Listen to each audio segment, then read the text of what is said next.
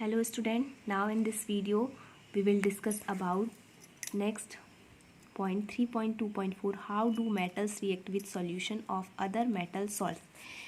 क्या होता है जब मेटल्स जो हैं वो मेटल्स के सॉल्यूशन अदर मेटल सॉल्ट से रिएक्ट करके क्या परफॉर्म करते हैं। Now activity 3.12 take a clean wire of copper and an iron nail. Put the copper wire in a solution of iron sulfate and the nail in a solution of copper sulfate taken in a test tube. Record your observation after 20 minutes. In which test tube did you find that a reaction has occurred? On what basis can you say that a reaction has actually taken place?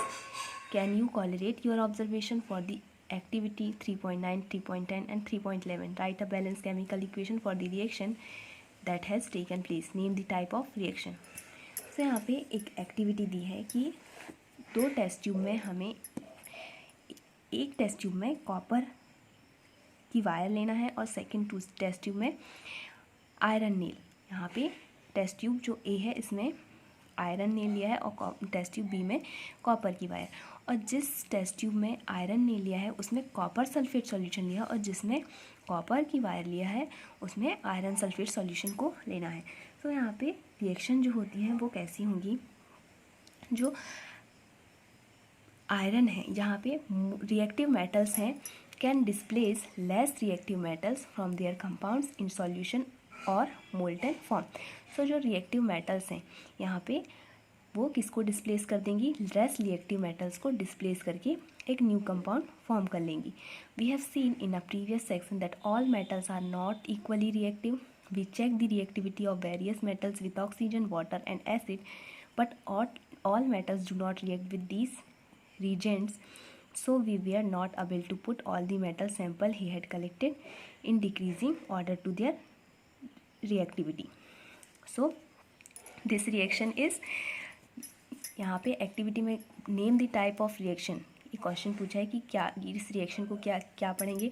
तो हमने chapter first में इस reaction के बारे में पढ़ चुका है कि जो ये रिएक्शन है वो डिस्प्लेसमेंट रिएक्शन को शो करती है। यहाँ पे जो रिएक्टिव मेटल्स है वो लेस रिएक्टिव मेटल को डिस्प्लेस करके एक न्यू कंपाउंड फॉर्म कर लेगा। सो रिएक्शन जो है वो क्या होगी,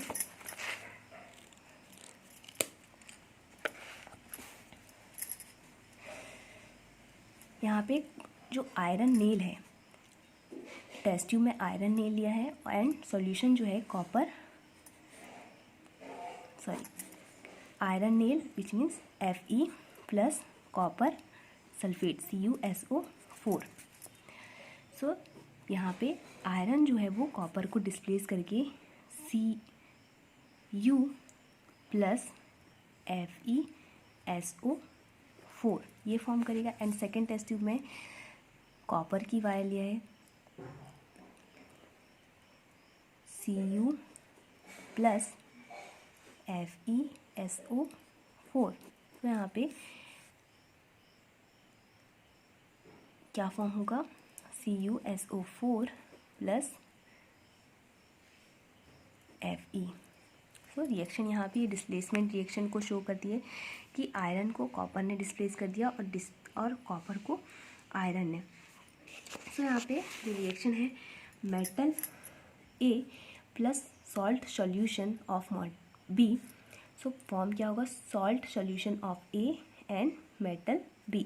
तो रिएक्शन यहाँ पे ये होगी कि कॉपर और iron is more reactive according to your observation. तो कॉपर और आयरन जो है दोनों ही मोर रिएक्टिव है।